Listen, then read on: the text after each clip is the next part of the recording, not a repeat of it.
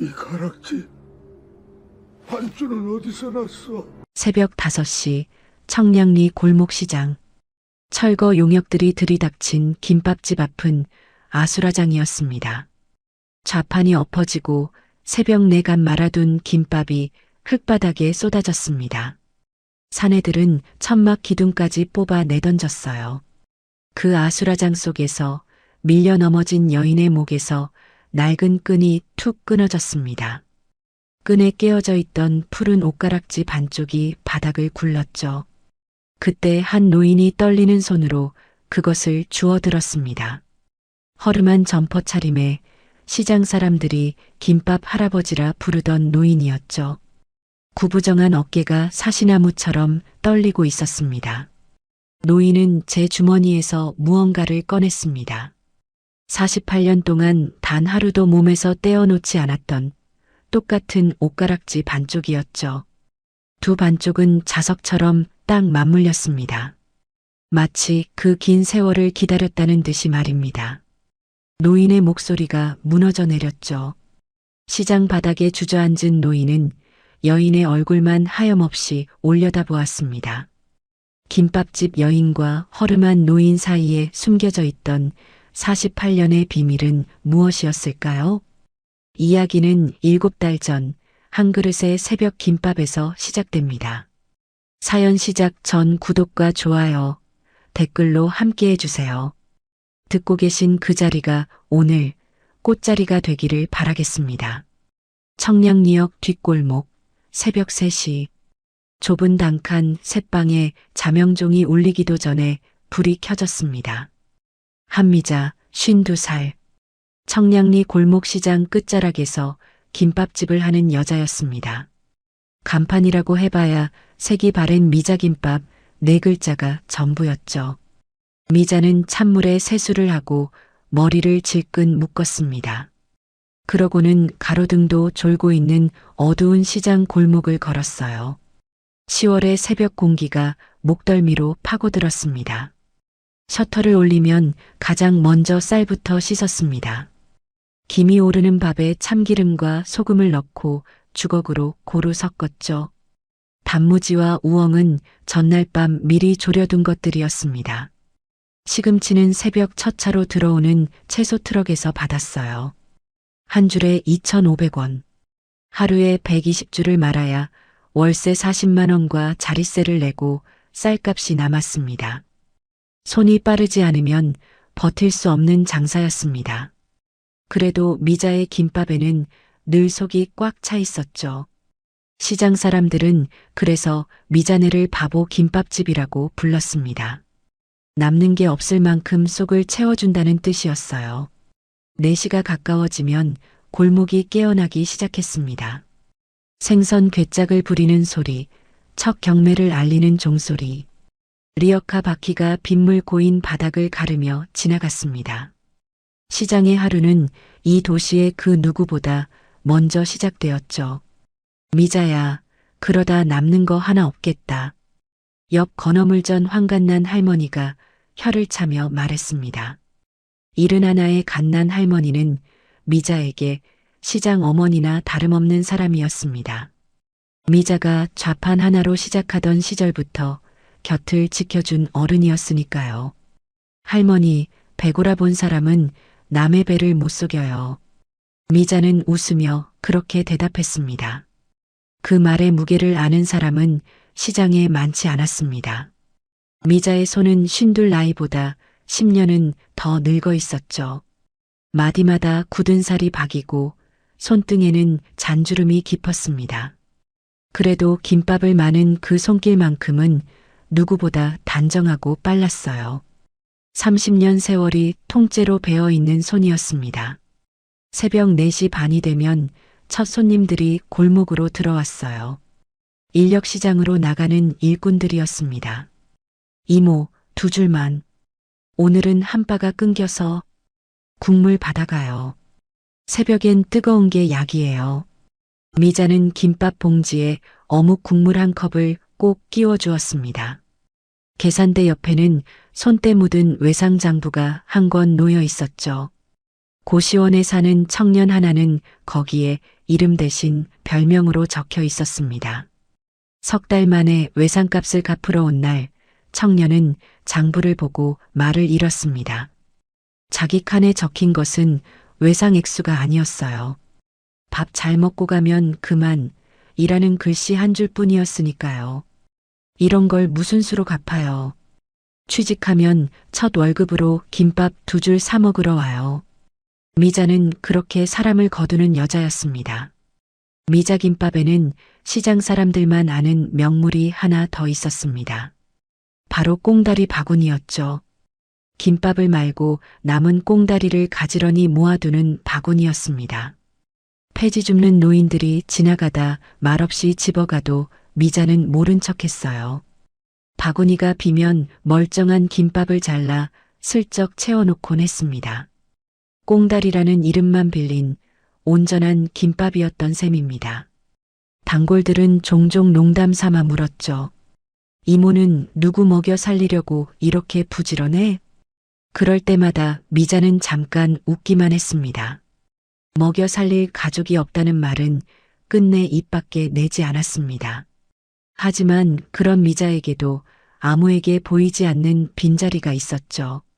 미자는 가족이 없었습니다. 어릴 적 한빛 보육원에서 자랐고 18배 나와 식당 일을 하며 혼자 살았습니다. 부모의 얼굴은 기억에 없었어요. 아주 어릴 적 심하게 열병을 앓았다고 했습니다. 그 열병이 어린 날의 기억을 통째로 지워버린 것이었죠. 이름도 고향도 모른 채 보육원 문 앞에서 인생을 다시 시작한 셈이었습니다. 남은 것이라고는 목에 건 낡은 끈 목걸이 하나뿐이었습니다. 미자는 김밥을 말다가도 버릇처럼 옷섭 위로 그 끈을 만지작거리곤 했어요. 명절이 되면 시장이 텅 비었습니다. 다들 고향으로 자식들 집으로 떠난 골목에서 미자는 혼자 가게 문을 열었죠. 갈 곳이 없어서가 아니라 갈 곳 없는 사람들을 위해서였습니다. 새벽 인력시장 일꾼들, 폐지를 줍는 노인들, 첫 차를 모는 기사들. 명절 새벽에도 그들의 하루는 어김없이 시작되니까요. 설날에 무슨 장사냐? 너도 인자 좀 쉬어라. 갓난 할머니가 핀잔을 주면 미자는 늘 같은 대답을 했습니다. 전 시장이 식구예요, 할머니. 식구 좋아하네. 사람이 곁에 있어야 식구지. 갓난 할머니는 들으라는 듯 큰 소리로 혀를 찼습니다. 그러면서도 저녁이면 김치 한 보시기를 슬그머니 좌판에 놓고 갔습니다. 말은 거칠어도 미자의 빈자리를 늘 살피는 어른이었죠. 정이란 그런 것입니다. 주머니가 가벼운 사람일수록 남의 빈 주머니가 먼저 보이는 법입니다. 저녁이 되어 셔터를 내리면 미자는 가게 구석에서 혼자 늦은 밥을 먹었죠. 남은 김밥 꽁다리에 어묵 국물 한 그릇이 전부인 밥상이었습니다. 그럴 때면 목에 건 끈을 꺼내 손바닥에 가만히 올려놓곤 했어요. 이것이 어디에서 왔는지 누가 남긴 것인지 미자는 알지 못했습니다. 다만 이것을 놓으면 영영 혼자가 될 것 같아 한 번도 풀지 않았을 뿐이었죠. 미자의 방에는 가족사진 한 장 걸려 있지 않았습니다. 돌사진도 부모와 찍은 사진 한 장도 없었습니다. 미자에게 과거란 보육원 마당의 늙은 감나무에서 시작되는 것이었어요. 그보다 앞의 시간은 새카만 어둠이었습니다. 다만 꿈속에서 가끔 누군가 제 손을 꼭 잡아주던 감촉만 남아 있었죠. 물살처럼 차가운 어둠 속에서도 끝까지 놓지 않으려 애쓰던 손이었습니다. 잠에서 깨면 미자는 그 손의 주인을 떠올리려 애썼지만 번번이 허사였습니다. 그날도 미자는 어김없이 새벽 김밥을 말고 있었어요. 10월의 안개가 골목에 낮게 깔린 날이었습니다. 그런데 골목 끝 가로등 아래 낯선 그림자 하나가 서 있었습니다. 허름한 점퍼를 입은 백발의 노인이었죠. 노인은 다가오지도 돌아서지도 않은 채 그 자리에 한참을 서 있었습니다. 마치 골목에서 무언가를 찾는 사람처럼 말입니다. 저 노인은 대체 누구일까요? 미자의 새벽에 48년 묵은 운명이 처음으로 발을 들인 순간이었습니다. 노인은 그 후로도 이틀을 더 골목 끝에만 서 있었습니다. 가로등 아래에서 김밥집 쪽을 바라보다가 동이 트기 전에 사라지곤 했죠. 한 번은 미자가 국물 컵을 들고 다가가 보았습니다. 하지만 노인은 인기척을 느끼자 도망치듯 골목을 빠져나가 버렸어요. 별 이상한 영감이 다 있네. 미자는 고개를 저으면서도 어쩐지 그 뒷모습이 눈에 밟혔어요. 쫓기듯 걷는 걸음이 아니라 차마 못 다가오는 걸음처럼 보였기 때문입니다. 노인이 마침내 좌판 앞으로 다가온 것은 사흘째 되던 새벽이었습니다. 김밥 한 줄 주시오. 낮고 갈라진 목소리였습니다. 가까이서 본 노인은 묘한 사람이었어요. 점퍼는 소매가 해질 만큼 낡았는데 등은 꼿꼿하고 말씨는 단정했습니다. 이르는 훌쩍 넘어 보이는 백발에 눈빛만은 이상하리만치 깊었죠. 미자는 가장 통통한 김밥 한 줄을 골라 썰었습니다. 어묵 국물 한 컵도 어김없이 곁들였습니다. 새벽 첫 김밥은 돈 안 받아요. 그게 무슨 소리요? 우리 가게 법이에요. 하루 장사 잘 되라는 고사 같은 거예요. 노인은 한참 동안 김밥과 미자를 번갈아 바라보았습니다. 그러고는 천천히, 아주 천천히 김밥 한 조각을 입에 넣었죠. 순간 노인의 눈가가 가늘게 떨렸습니다. 맛이 똑같구려. 네, 뭐랑 똑같아요? 아니요. 늙은이 혼잣말이요. 노인은 끝내 대답하지 않았습니다. 다음 날 새벽에도 노인은 같은 시간에 골목 끝에서 나타났습니다. 그 다음 날도 또 그 다음 날도 마찬가지였어요. 새벽 4시 10분. 시계처럼 정확한 시간에 와서 김밥 한 줄을 먹고 조용히 사라졌습니다. 미자가 돈을 안 받으니 노인은 꾀를 냈죠. 빈 그릇 밑에 1,000원짜리 몇 장을 접어두고 가는 것이었습니다. 미자는 다음 날 그 돈을 고스란히 김밥 봉지에 넣어 돌려주었습니다. 어르신, 이러시면 저 장사 못해요. 공짜 밥이 제일 비싼 법이요. 그럼 어르신은 단골 하세요. 단골은 원래 첫 줄이 공짜예요. 실랑이는 늘 미자의 승리로 끝났습니다. 노인은 못 이기는 척 김밥을 받아들고는 입가에 옅은 웃음을 지었어요. 시장 사람들은 수군거리기 시작했습니다. 저 영감, 한 달째 새벽마다 오는 거 알아? 행색 보니 어디 쪽방 사는 양반 같은데. 미자가 또 식구 하나 드렸구먼. 갓난 할머니만은 고개를 갸웃했습니다. 근데 저 양반, 눈빛이 영 예사롭지가 않아. 사람을 평생 상대해온 장사꾼의 직감이었죠. 갓난 할머니의 눈썰미는 거기서 그치지 않았습니다. 옷은 저래도 구두 봐라. 밑창이 멀쩡해. 손도 그래. 평생 흙 만진 손이 아니야. 하지만 미자는 그런 말들을 귀담아 듣지 않았습니다. 새벽 김밥 한 줄에 무슨 사연이 있든 그건 노인의 몫이니까요. 얼마 지나지 않아 미자는 파라솔 아래에 낡은 의자 하나를 내다 놓았습니다. 방석까지 얹어둔 누가 봐도 한 사람을 위한 자리였죠. 어르신 전용석이에요. 서서 드시다 체해요. 노인은 그 의자를 한참 내려다보았습니다. 늙은이가 호강이구려. 무뚝뚝한 대답과 달리 의자에 앉는 노인의 어깨가 잠시 떨렸습니다. 그날 이후 노인은 시장의 새벽에 차츰 스며들었죠. 일꾼들이 합석을 청하면 말없이 자리를 좁혀주었습니다. 폐지 줍는 노인이 지나가면 제 국물 컵을 슬그머니 밀어주기도 했습니다. 입은 무거웠지만 몸가짐 하나하나에 배려가 배어있는 사람이었어요.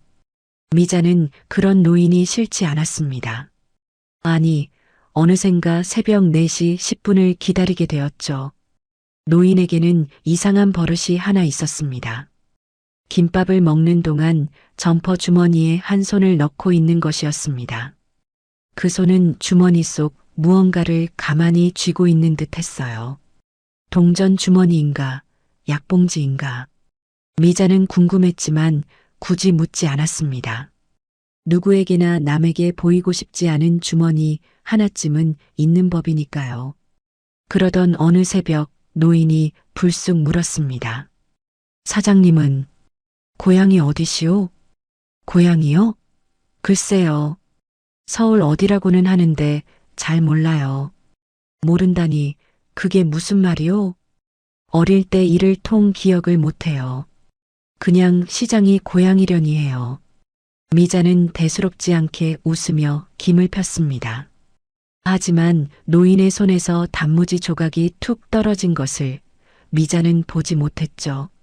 노인은 그날 평소보다 오래 좌판 앞에 머물렀습니다. 김밥을 다 먹고도 식은 국물 컵을 두 손으로 감싼 채 미자의 얼굴을 바라보았어요. 왜 그렇게 보세요? 제 얼굴에 뭐 묻었어요? 닮아서 그러오. 네, 내가 아는 사람과 많이 닮아서. 노인의 목소리 끝이 가늘게 흔들렸습니다. 미자는 그저 늙은 단골의 외로운 소리려니 하고 넘겼죠. 그분도 김밥 좋아하셨어요?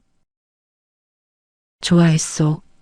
소풍날이면 꼭 김밥을 쌌으니까. 노인은 그 말을 끝으로 자리에서 일어났습니다. 골목을 빠져나가는 뒷모습이 그날따라 유난히 작아 보였어요.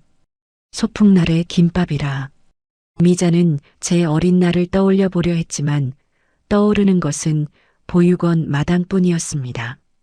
누군가 나를 위해 김밥을 싸준 적이 있었을까? 있었다 한들 기억하지 못하는 것일까?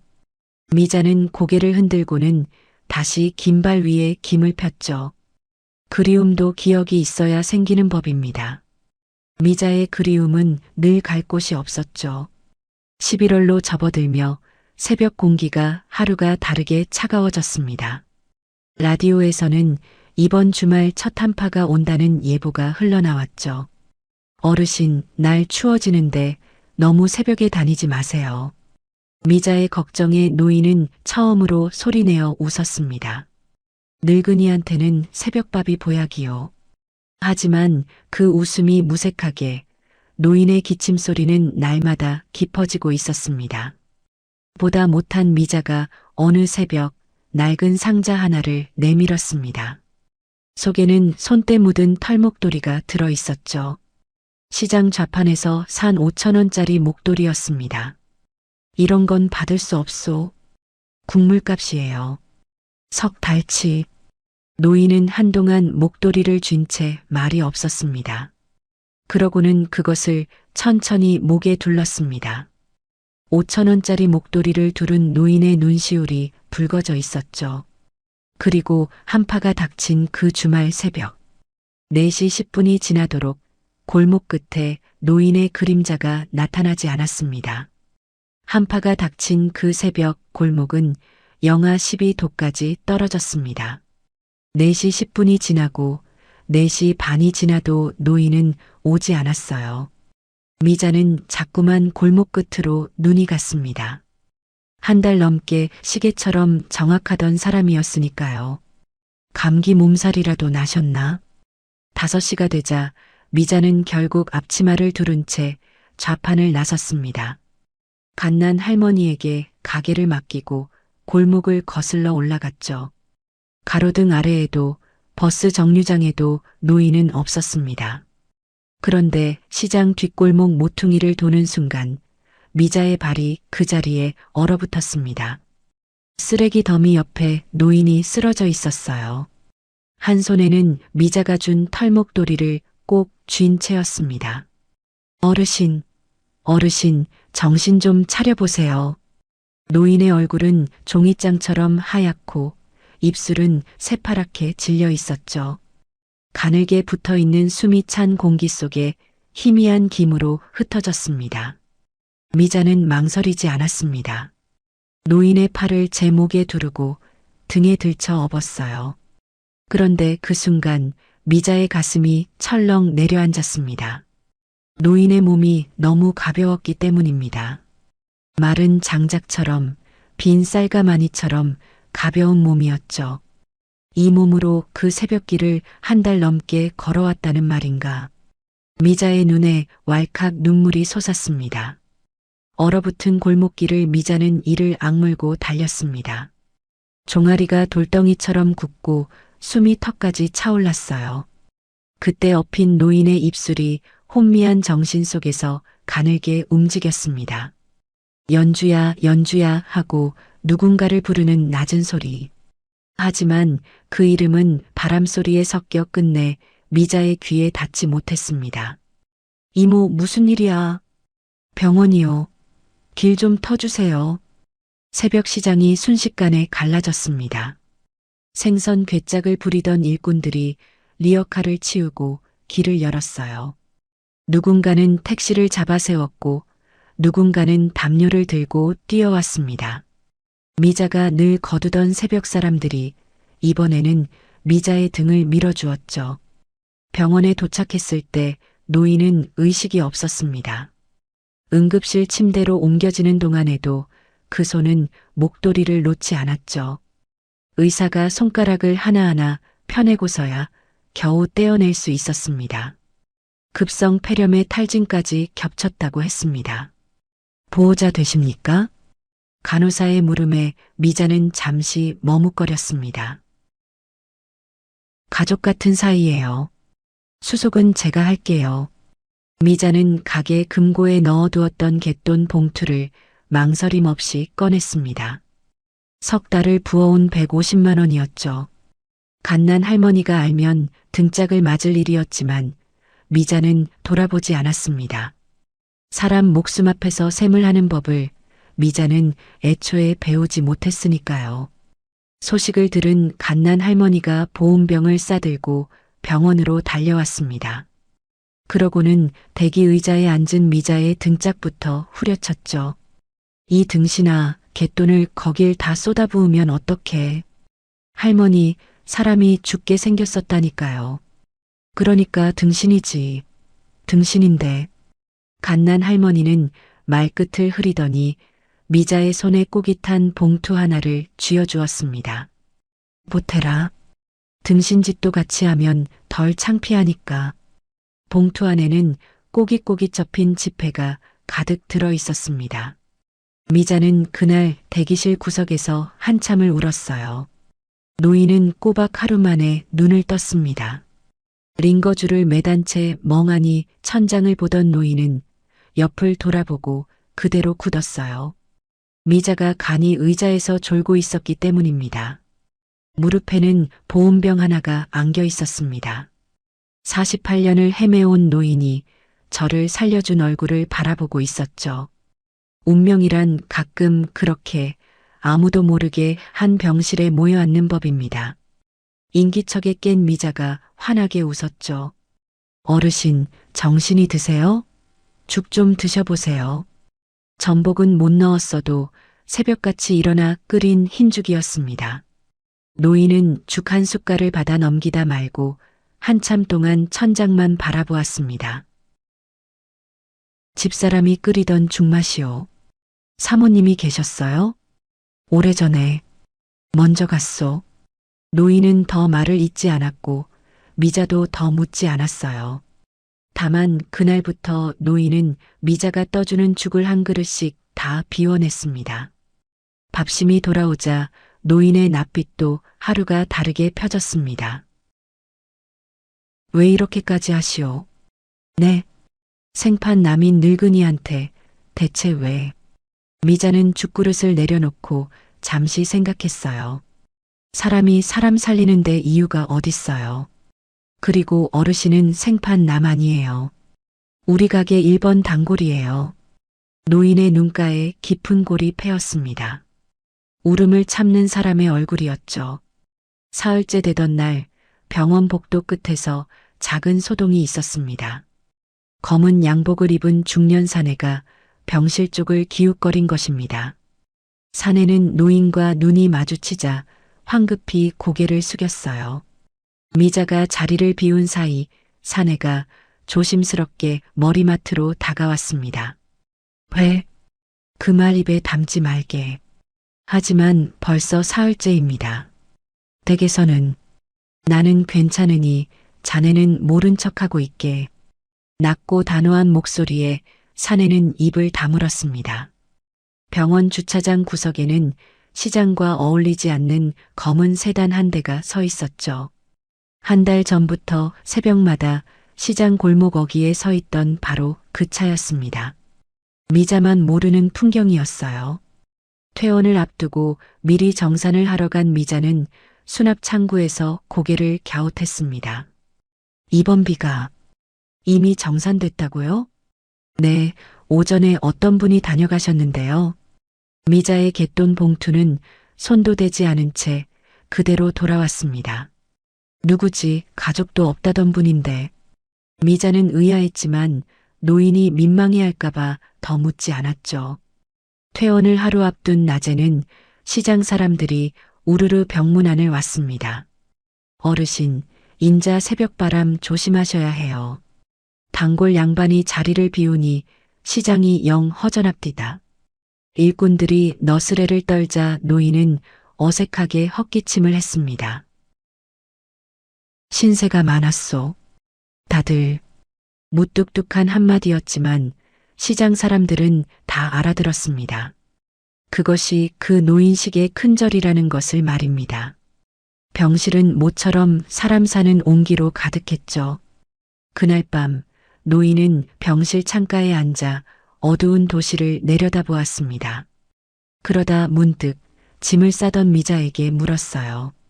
사장님은 부모님이 안 계시오? 미자의 손이 잠깐 멈췄습니다. 전주 나이였대요. 보육원 문 앞에서요. 미자는 아무렇지 않게 웃으며 대답했습니다. 하지만 그 말을 들은 노인의 손은 이불 위에서 가늘게 떨리고 있었죠.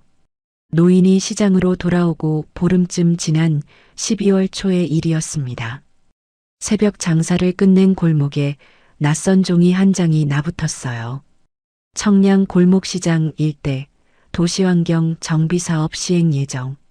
점포 임차인은 내년 5월까지 잦은 이주 바람. 딱딱한 활자 몇 줄이 30년 시장의 운명을 통보하고 있었습니다. 시장은 그날로 발칵 뒤집혔습니다.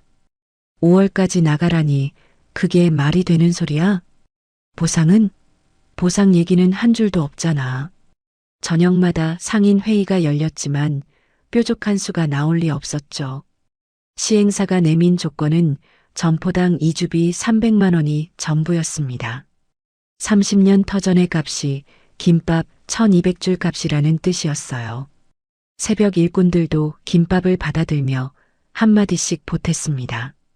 이 시장 없어지면 우리 새벽밥은 어디서 먹어? 먹는 거야 어떻게든 먹지. 근데 이모 같은 사람이 또 있겠어.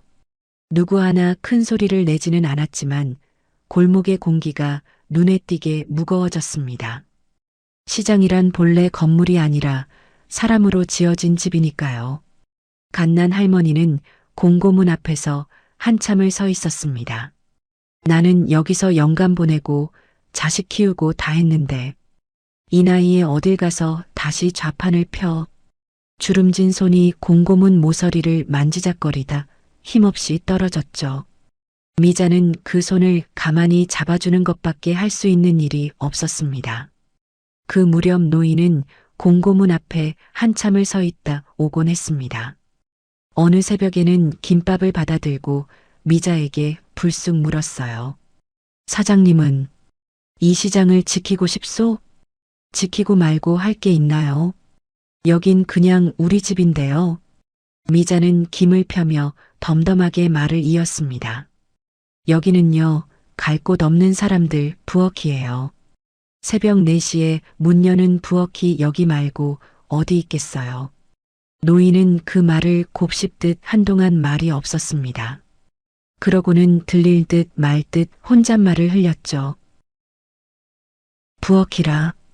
그 낮은 한마디에 무엇이 담겨 있었는지 미자는 알 길이 없었습니다. 일주일 뒤 시행사 사람들이 시장에 들이닥쳤습니다. 선두에 선 것은 가죽 점퍼를 입은 어깨 벌어진 사내였어요.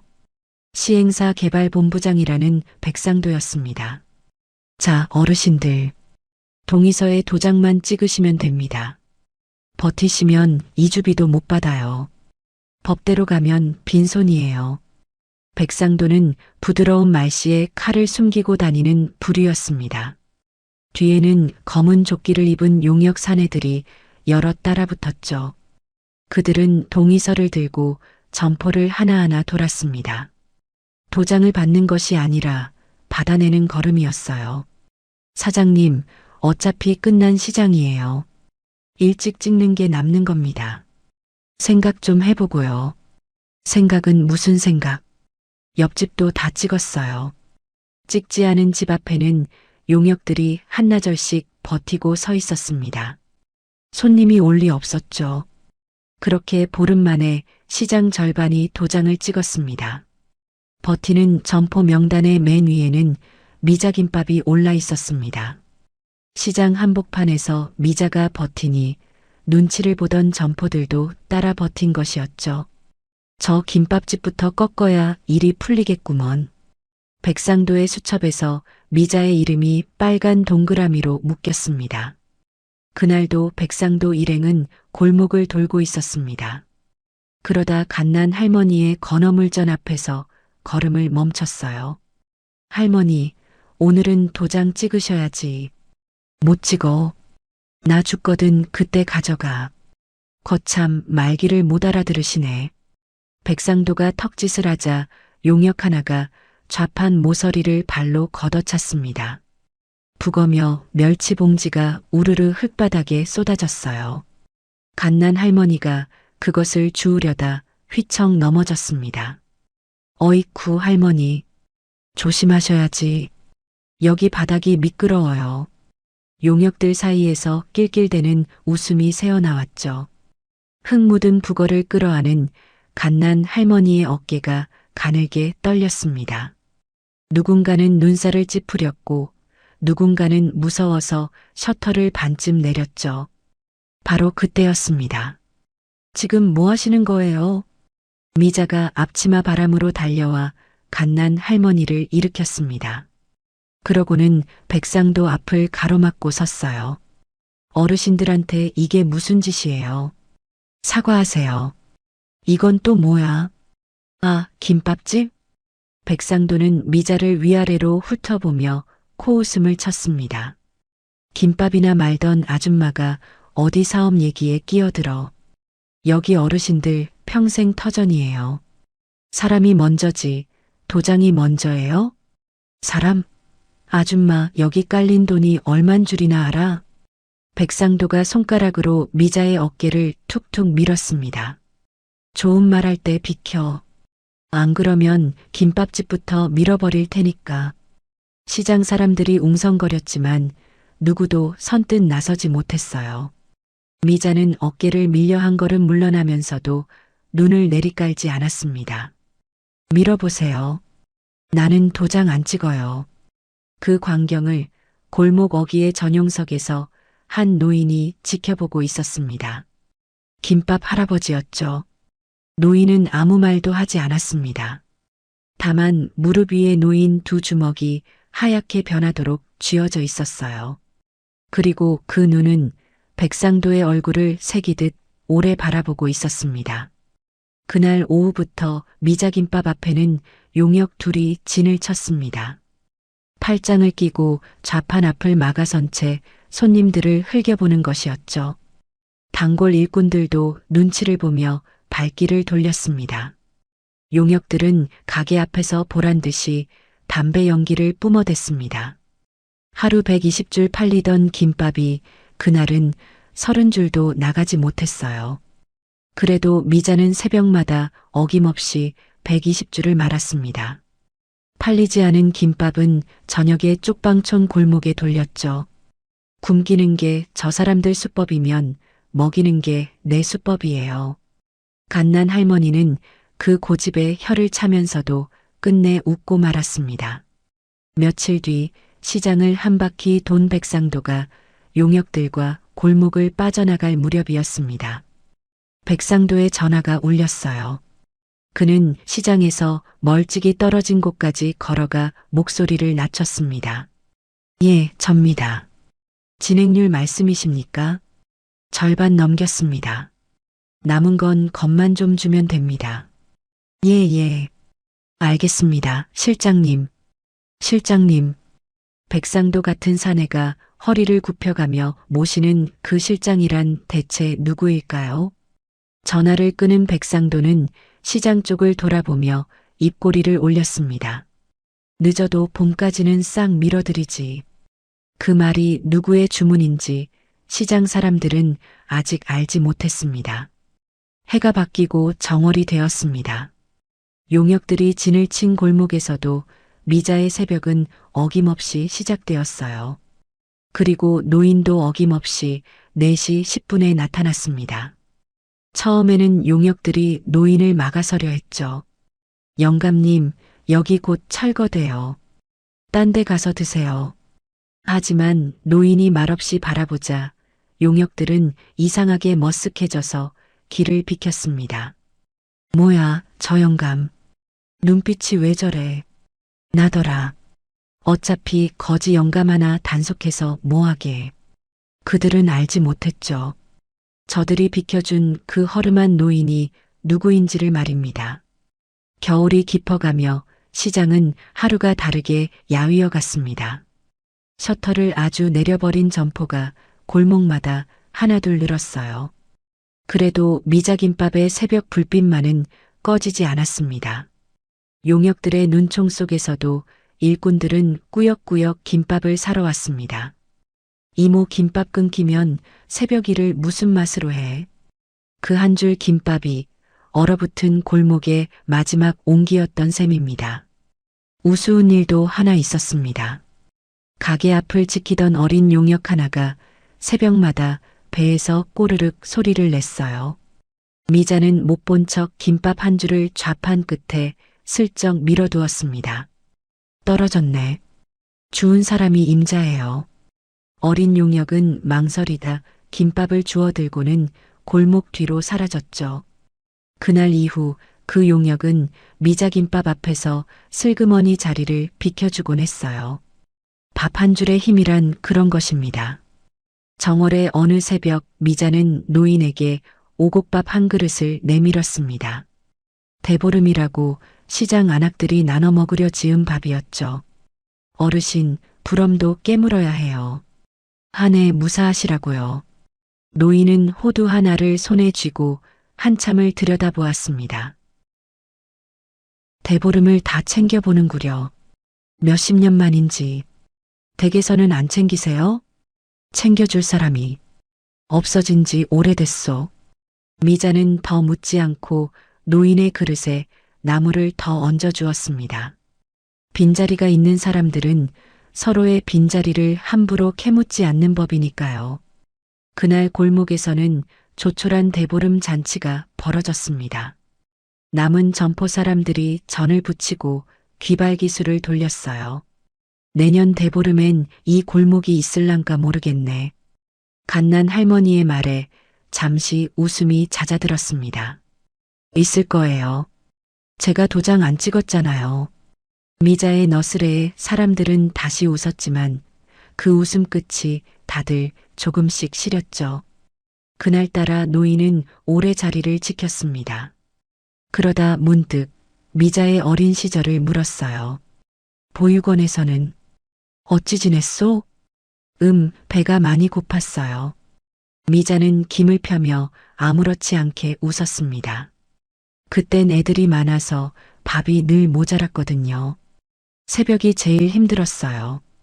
배가 고프면 잠이 일찍 깨요. 그래서 지금도 새벽 첫 김밥은 돈을 안 받아요. 새벽에 배골른 사람 밥은 파는 게 아니라 드리는 거예요. 노인의 숟가락이 그릇 위에서 오래 멈춰 있었습니다. 잃어버린 딸도 어느 보육원에서 저런 새벽을 보냈을지 모를 일이었죠. 그 굶주린 새벽을 이 여인은 남을 먹이는 시간으로 바꿔놓은 것입니다. 노인은 끝내 고개를 들지 못했어요. 며칠 뒤 입춘이 가까운 포근한 새벽이었습니다. 김배달 트럭이 와서 미자는 박스를 받아 나르느라 분주했죠. 무거운 박스를 들어 올리는 순간이었습니다. 옷섭 안에 있던 낡은 끈이 밖으로 흘러나왔습니다. 끈 끝에 매달린 무언가가 앞치마 위에서 달랑거렸어요. 사장님, 목에 건 것은 무엇요? 노인의 물음에 미자는 끈을 들어 보이며 웃었습니다. 아, 이거요? 제 부적이에요. 부적이라니. 보육원 원장 수녀님이 그러셨어요. 제가 처음 왔을 때부터 목에 걸고 있었다고요. 어미가 남긴 유품일 거라고. 그래서 이름도 모르고 얼굴도 모르지만 이게 제 어머니예요. 미자가 끈을 들어 무어라 덧붙이려는데 기사가 박스를 연이어 부려 놓았습니다. 두 손이 모자라진 미자는 끈을 옷섭에 도로 밀어넣고 박스를 받아 쌓았죠. 쌓인 김포장 더미에 가려 노인은 끝내 그 끈 끝의 물건을 보지 못했죠. 별것 아니에요. 깨진 옥조가리 하나예요. 미자는 박스를 나르며 대수롭지 않게 덧붙였습니다. 옥이라는 한 글자에 노인의 어깨가 미세하게 굳었습니다. 하지만 세상에 옥부치가 어디 한둘이겠습니까? 노인은 고개를 저으며 식은 국물을 마저 비웠습니다. 헛된 기대는 48년 동안 수도 없이 노인을 무너뜨려 왔으니까요. 딸을 찾아준다던 사람들에게 속은 것만 수십 번이었습니다. 옷가락지 반쪽을 내밀며 돈을 요구하던 가짜들도 여럿이었죠. 그때마다 노인은 무너졌고 무너진 자리에서 다시 일어나는 법을 배워야 했습니다. 그래서 노인은 기대라는 것을 믿지 않기로 한 사람이었죠. 그날 낮 노인은 미자에게 처음으로 제 이야기를 꺼냈습니다. 내게도 딸이 하나 있소. 어머, 따님이 계셨어요? 지금은 아주 멀리 있소. 멀리 어디요? 외국이에요? 노인은 대답 대신 식어가는 국물 컵만 내려다보았습니다. 보고 싶으시겠어요? 매일 보고 싶소. 40년을 넘게 하루도 빠짐없이. 미자는 그 말의 무게를 다 알지 못한 채 고개를 끄덕였습니다. 따님도 분명 아버지를 기다리고 있을 거예요. 세상에 부모 안 기다리는 자식이 어디 있어요. 그 말에 노인은 눈을 질끈 감았습니다. 주머니 속 손이 그 어느 때보다 단단히 무언가를 쥐고 있었죠. 미자는 그날 밤 새방에 누워 한참 잠을 이루지 못했습니다. 매일 보고 싶다던 노인의 목소리가 귓가에 맴돌았기 때문이었죠. 미자는 어둠 속에서 목에 건 끈을 가만히 쥐었습니다. 얼굴도 모르는 어머니에게 마음속으로 처음 안부를 물어본 밤이었습니다. 같은 시각 시장에서 멀리 떨어진 골목에 검은 세단이 미끄러져 들어왔죠. 뒷좌석에 오른 노인은 한동안 창밖만 바라보았습니다. 박 기사. 예, 회장님. 청량 골목시장 정비사업. 시행사가 어딘지 알아봐주게. 갑자기 그건 왜? 지키고 싶은 부엌이 하나 생겼네. 박 기사는 영문을 모른 채 고개를 끄덕였습니다. 그리고 하나 더. 노인의 목소리가 한층 낮아졌어요. 한빛 보육원이라는 곳을 찾아주게. 70년대부터 있던 곳이야. 100m 너머로 박 기사의 눈이 흔들렸습니다. 30년을 모신 회장의 입에서 보육원이라는 말이 나온 것은 처음이었기 때문입니다. 회장님, 혹시 아직 아무것도 아니야. 노인은 창밖의 어둠을 향해 낮게 덧붙였죠. 아직은 아무것도. 100m 속 노인의 눈이 어둠 속에서 형형하게 빛나고 있었습니다. 2월의 끝자락, 시행사의 인내심도 바닥을 드러냈습니다. 다음 주부터 명도 집행 들어갑니다. 법원 결정문도 받아놨어요. 백상도가 시장 골목에 확성기를 들고 나타난 것입니다. 버틴 분들, 이주비 한 푼 없이 쫓겨나는 겁니다. 마지막 기회예요. 남은 점포 사람들의 얼굴이 사색이 되었죠. 그날 밤 미자와 갓난 할머니는 김밥집 평상에 나란히 앉아 있었습니다. 미자야, 인자 그만 접자. 몸 상한다. 할머니가 먼저 접으세요. 전 마지막 날까지 김밥 말 거예요. 이 등신아, 좌판이 뭐라고 목숨을 거냐? 좌판이 아니라 부엌이에요. 미자는 어두운 골목을 바라보며 나직이 말했습니다. 여기가 없어지면 새벽에 굶는 사람들은 어디로 가요? 갓난 할머니는 그 옆 얼굴을 한참 바라보다 말없이 미자의 손을 쥐었어요. 그리고 그 주 금요일 새벽 일은 터지고 말았습니다. 용역 8명이 미자김밥을 둘러싼 것입니다. 오늘은 좌판 정리 좀 하겠습니다. 백상도가 직접 가죽 장갑을 끼며 앞으로 나섰어요. 100번을 와도 똑같아요. 도장 못 찍어요. 아줌마, 내가 어제까지는 신사적으로 했지. 백상도의 턱짓에 용역들이 좌판 모서리를 잡았습니다. 김밥 120줄이 가지런히 놓인 미자의 30년이 얹힌 좌판이었죠. 놓으세요. 이거 놓으라고요. 미자가 매달렸지만 사내들의 힘을 당할 수는 없었습니다. 좌판이 기우뚱 들리고 김밥 몇 줄이 바닥으로 굴렀어요. 바로 그때였습니다. 그만하게. 낮지만 골목 전체를 누르는 목소리였습니다.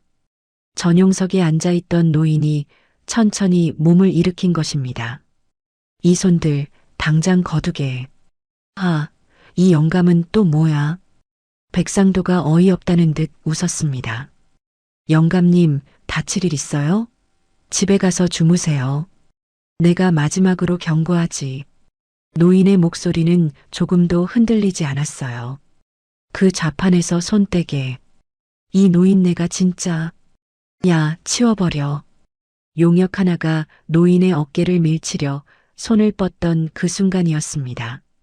골목 어기로 검은 세단 석대가 미끄러져 들어왔습니다. 새벽 시장과는 어울리지 않는 윤이 나는 차들이었죠. 차에서 내린 정장 차림의 사내들이 빠른 걸음으로 다가와 노인의 뒤에 도열했습니다. 맨 앞에 박 기사가 깊이 허리를 숙였어요. 회장님, 모시러 왔습니다. 회장님, 그 세 글자에 골목의 공기가 그대로 얼어붙었습니다. 백상도의 얼굴에서 웃음기가 천천히 거쳤죠. 회장님이라니. 무슨 회장? 한성그룹 서일평 명예회장님이시다. 박 기사의 대답에 백상도의 무릎이 눈에 띄게 휘청였습니다. 한성그룹. 청량 정비사업의 시공 지분 절반을 쥔 바로 그 한성이었으니까요. 서일평 회장은 10년 전 일선에서 물러난 은둔의 명예회장이었습니다. 물러난 뒤로는 언론에 사진 한 장 내지 않은 사람이었어요. 백상도 같은 자가 그 얼굴을 알아볼 리 없었죠. 서 회장님. 그게 저는. 조금 전까지 좌판을 잡고 있던 손들이 일제히 떨어졌습니다. 용역들은 뒷걸음질을 쳤고 백상도는 그 자리에 거의 무너지듯 허리를 꺾었어요. 몰라 뵀습니다. 회장님, 제가 정말 몰라 뵀습니다. 노인은 아니 서일평 회장은 그를 내려다보았습니다. 이 사업, 오늘부로 전면 재검토하게. 예? 우리 한성이 지분을 거둬들이면 이 판이 어찌 되는지는 자네가 더 잘 알 테지. 그건. 그리고 한 가지 더. 회장의 눈이 백상도를 얼어붙게 만들었습니다. 이 시장 사람들 몸에 손끝 하나라도 되는 날에는 나를 상대해야 할 것이야. 백상도는 대답도 제대로 못하고 고개만 조아렸습니다. 용역들은 인사도 잊은 채 봉고차에 우르르 올라탔습니다. 골목을 빠져나가는 차 꽁무니가 그렇게 초라할 수 없었죠. 몇 달 동안 시장을 짓누르던 그림자가 단 5분 만에 거친 것입니다. 시장 사람들은 그 광경을 믿을 수 없다는 눈으로 바라보았죠. 김밥 할아버지가 한성그룹 회장이라고? 내가 어제 저 양반 국물 컵 치웠는데 갓난 할머니만이 무릎을 탁 쳤습니다. 내 그럴 줄 알았다. 눈빛이 다르다고 했잖아. 김밥 한 줄을 얻어먹던 어린 용역은 입을 다물지 못한 채 굳어 있었습니다. 제가 새벽마다 밀쳐 내려던 노인이 그룹 회장이었으니 그럴 만도 했죠. 소문은 한나절 만에 시장 골목을 다 돌았습니다. 김밥 할아버지가 한성그룹 회장이었다더라. 회장님이 우리 시장을 지켜주신다더라. 얼어붙었던 골목에 몇 달 만에 웃음소리가 번졌습니다. 하지만 단 한 사람, 미자만은 웃지 못했습니다. 미자는 바닥에 떨어진 김밥을 주워들지도 못한 채 회장을 바라보았어요. 어르신, 사장님, 내 말을 들어보시오.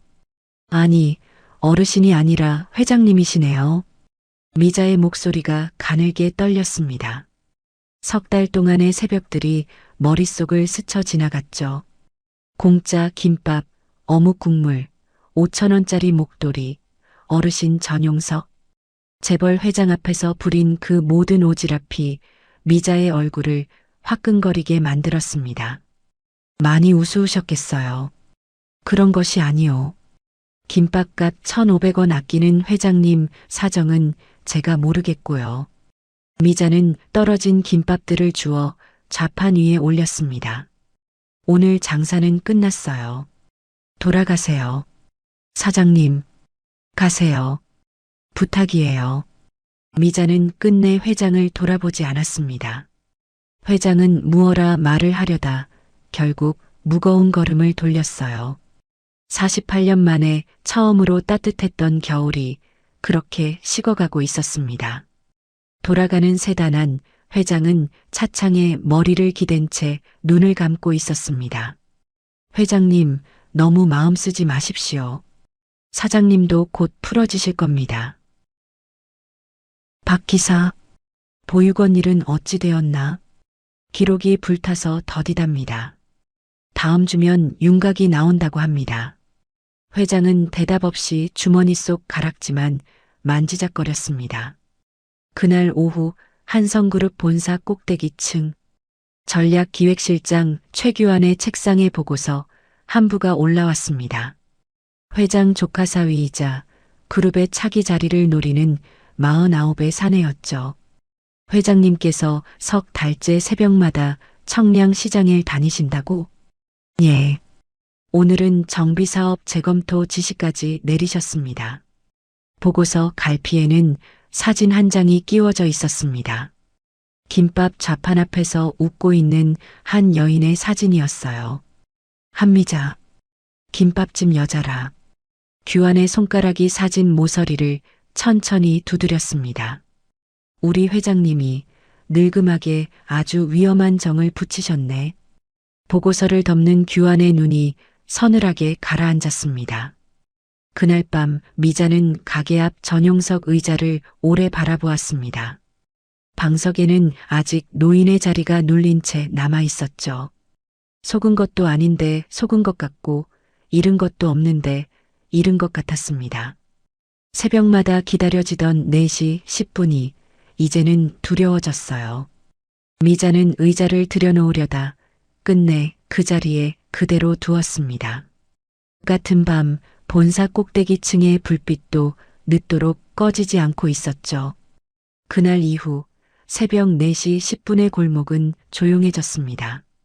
회장은 더 이상 시장에 나타나지 않았어요. 미자가 돌아가라 했으니 그 말을 그대로 따른 것이었습니다. 시장은 하루가 다르게 활기를 되찾았습니다. 명도 집행은 멈췄고 용역들도 자취를 감췄죠. 사람들은 입을 모아 회장님 덕분이라고 했습니다. 하지만 미자는 비어있는 전용석을 볼 때마다 가슴 한구석이 시렸어요. 등신아, 그러게 왜 쫓아보내. 속인 게 아니라 말을 못한 걸 수도 있잖냐. 갓난 할머니의 핀잔에도 미자는 김만 묵묵히 폈습니다. 사과를 받고 싶은 건지 사과를 하고 싶은 건지 미자 자신도 제 마음을 알 수 없었기 때문입니다. 같은 시각 평창동 회장 자택은 보이지 않는 줄에 묶이고 있었습니다. 아버님, 검진 결과가 좋지 않답니다. 당분간 바깥 출입은 삼가시지요. 최규환이 주치의의 소견서를 공손히 내밀었습니다. 폐렴을 앓은 노인에게 새벽찬 공기가 독이라는 틀린 말은 아닌 소견이었죠. 내 몸은 내가 아네. 회장님 몸은 이제 그룹의 몸이기도 합니다. 규환은 웃는 낯으로 일정표를 거두어 갔습니다. 그날부터 회장의 외출에는 비서실 보고가 따라붙었어요. 세장은 화려했고 자물쇠는 정중했습니다. 며칠 뒤 규환은 직접 청량시장을 찾았죠. 검은 코트에 가죽 장갑, 시장 골목과는 어울리지 않는 차림이었습니다. 한미자 사장님이시죠? 한성그룹 전략기획실장 최규환입니다. 무슨 일로 오셨어요? 회장님 일로 왔습니다. 규환은 좌판 위에 서류 봉투 하나를 올려놓았어요. 5천만 원입니다. 가게 이전 비용으로는 충분할 겁니다. 네. 앞으로 회장님을 만나지 말아 주십시오. 미자의 손에서 긴발이 천천히 내려졌습니다. 지금 저한테 돈을 주고 사람을 끊으라는 거예요? 회장님은 70평생 가족도 있고 사신 분입니다. 그런 분이 새벽마다 시장 김밥집을 다니신다. 보기 좋은 그림은 아니지요. 사장님 같은 분한테는 더더욱요. 사장님 같은 분.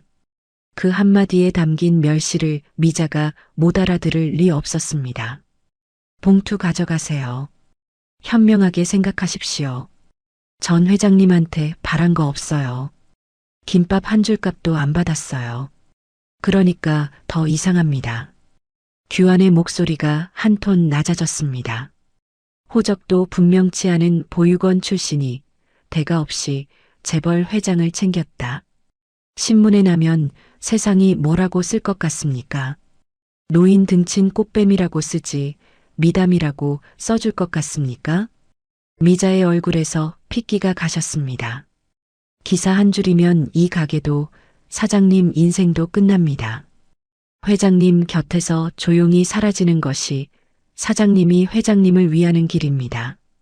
규환은 봉투를 그대로 둔 채 돌아섰습니다. 아, 봉투는 두고 가겠습니다.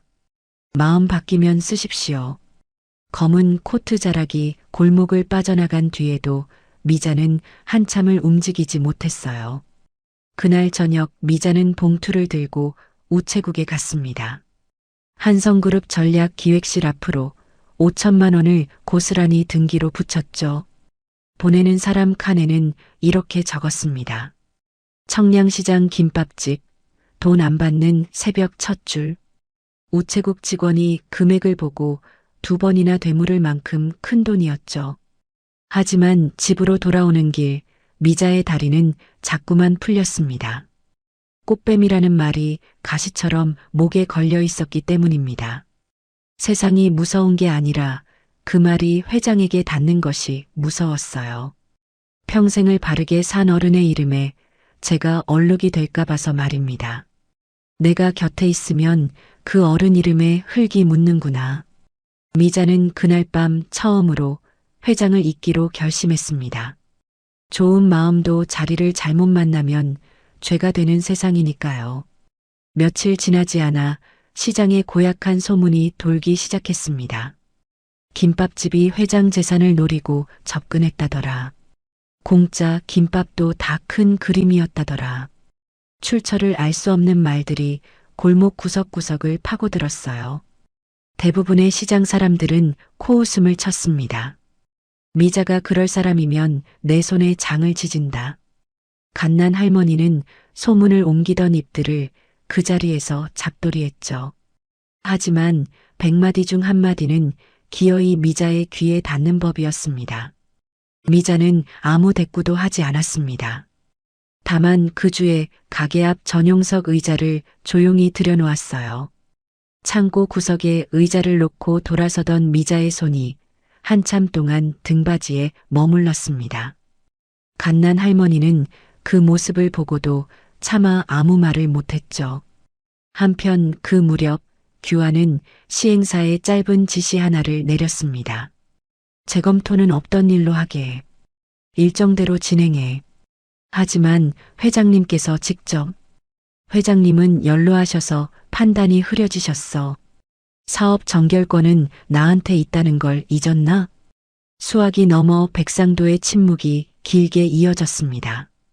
회장의 경고와 실장의 지시 사이에서 그는 무언가를 꾸역꾸역 삼키고 있었죠. 5월 첫 주 새벽에 조용히 끝내. 김밥집부터. 규환은 전화를 끊고 책상 위에 서류들을 자로 잰 듯 가지런히 정리했습니다. 그 손끝은 사람 하나를 지우는 일에도 흐트러짐이 없었어요. 한편 평창동 자택의 회장도 갇힌 새벽을 견디고 있었습니다. 몸에 새겨진 시계는 어김없이 새벽 3시 반에 회장을 깨웠어요. 하지만 갈 곳이 없었습니다. 회장은 식은 보리차를 앞에 두고 어둠이 거칠 때까지 창가에 앉아 있곤 했습니다. 회장님, 한빛 보육원 원장 수녀님을 찾았습니다. 어렵게 들어온 박 기사가 낮은 목소리로 보고했죠. 80이 넘으셨는데 지방의 수녀원 요양시설에 계시답니다. 당장 내려가세. 그게 비서실에서 회장님 지방 일정은 전부 보류시켰습니다. 실장님 지시랍니다. 회장의 눈썹이 꿈틀했습니다. 정중한 자물쇠가 어디까지 채워져 있는지 그제야 보이기 시작한 것입니다. 규환이가. 회장은 한동안 말이 없다가 서재로 걸음을 옮겼습니다. 그러고는 잠긴 서랍에서 낡은 상자 하나를 꺼냈습니다. 상자 안에는 누렇게 바랜 종이 뭉치가 가득했어요. 사람을 찾습니다. 서연주. 4살. 한강 둔치에서 실종. 48년 전에 전단지 수천 장이 마른 꽃잎처럼 바스러져 있었습니다. 회장은 전단지 한 장을 꺼내 어린 딸의 사진을 쓰다듬었습니다. 마지막으로 한 번만 더 그 골목에 가야겠구나. 창밖에는 봄을 재촉하는 비가 내리고 있었죠. 그 봄이 무엇을 데려올지 그때는 아무도 알지 못했습니다. 바스러진 전단지 위로 48년 전의 여름이 떠올랐습니다. 그 시절 서일평은 회장이 아니었습니다. 청계천 골목에서 철물점을 하던 30살의 가난한 가장이었죠. 아내 윤정애는 28이었습니다. 시집올 때 가져온 것이라고는 친정어머니가 물려준 옷가락지 한 쌍이 전부였습니다. 이건 우리 집 3대를 내려온 가락지예요. 어머니가 그러셨어요. 이걸 끼고 있으면 식구를 잃지 않는다고. 정혜는 그 가락지 한 짝을 늘 왼손에 끼고 살았습니다. 그리고 딸 연주가 돌을 맞던 날 나머지 한 짝에 명주끈을 꿰었습니다. 한 짝은 나, 한 짝은 우리 연주. 이러면 우리 셋은 평생 안 흩어진대요. 어린 연주의 목에 걸린 옷가락지가 햇살에 파랗게 빛났습니다. 그 시절 세 식구는 가난했지만 부족하지 않았어요. 일요일이면 정혜는 김밥을 쌌습니다. 단무지와 시금치 만든 김밥이었지만 연주는 소풍날처럼 좋아했죠. 참기름 내음이 단칸방에 퍼지면 그것이 곧 행복의 냄새였습니다. 훗날 일평이 새벽 시장 김밥 한 입에 무너졌던 것은 그 냄새 때문이었어요. 저녁이면 정혜는 가게 앞 평상에 앉아 연주의 머리를 빗겼습니다. 일평은 셔터를 내리다 말고 그 모습을 한참씩 바라보곤 했습니다. 가진 것 없어도 세상을 다 가진 것 같던 시절이었죠. 비극은 1978년 여름에 닥쳤습니다. 며칠째 장맛비가 퍼붓던 7월이었죠. 일평 내외는 한강 둔치 천막 장터에 철물 좌판을 내고 있었습니다. 한 푼이라도 더 벌어 가게를 넓히려던 참이었어요. 그런데 그날 오후 상류에 둑이 터졌다는 고함이 들려왔습니다. 흙탕물이 삽시간에 둔치를 삼키기 시작했습니다. 연주야, 연주 어딨어? 4살 연주는 좌판 옆에서 인형을 안고 놀고 있었습니다. 일평은 한 손으로 연주의 손을 붙잡고 물살을 거슬렀어요. 가슴까지 차오른 흙탕물이 두 사람을 자꾸만 밀어냈습니다. 아빠 무서워. 괜찮다. 아빠 손 꼭 잡아. 그때 떠내려온 천막 기둥이 일평의 등을 후려쳤습니다. 정신이 아득해진 것은 한순간이었죠. 그리고 그 한순간에 손안의 작은 온기가 빠져나갔습니다. 연주야. 일평은 미친 듯이 물속을 더듬었습니다. 하지만 흙탕물은 아무것도 돌려주지 않았어요. 사흘 뒤 물이 빠진 둔치에서 일평이 찾은 것은 연주의 고무신 한 짝뿐이었습니다. 일평은 그 고무신을 부여잡고 짐승처럼 울었어요. 정혜는 그날부터 곡기를 끊고 둔치를 헤맸습니다. 부부는 한 달 내내 강가를 오르내리며 딸의 이름을 불렀습니다. 강물은 끝내 대답하지 않았죠. 그날부터 일평의 시간은 멈췄습니다. 시신이 나오지 않았으니 어딘가 살아있을 것이었죠. 일평은 전단지 만장을 찍어 전국을 돌았습니다. 경찰서, 병원, 보육원, 기차요. 연주 또래만 보이면 달려가 얼굴을 살피는 통에 미친 사람 취급도 숱하게 받았죠. 주머니에는 늘 연주의 가락지 반쪽이 들어 있었습니다. 보육원 문 앞마다 그 반쪽을 내보이며 묻고 또 물었습니다. 혹시 이런 가락지를 목에 건 여자아이가 오지 않았습니까? 하지만 70년대의 행정은 허술했고 물난리통의 기록은 더 허술했습니다. 일평이 모르는 사이 연주는 하류에서 한 어부의 손에 구조되어 있었어요. 고열에 들떠 제 이름조차 말하지 못한 채 한빛 보육원에 맡겨졌던 것입니다. 그리고 몇 해 뒤 보육원에 불이 나며 입소 기록마저 제가 되어버렸죠. 일평도 한빛 보육원에 2번이나 발걸음을 했지만 허사였습니다. 하필 화재 직후라 대조할 명단조차 남아있지 않았던 탓이었죠. 운명은 그렇게 2번, 3번 부녀의 길을 끊어놓았습니다. 일평은 살기 위해 일에 매달렸습니다. 철물점은 건자재상이 되고 건자재상은 건설사가 되었어요.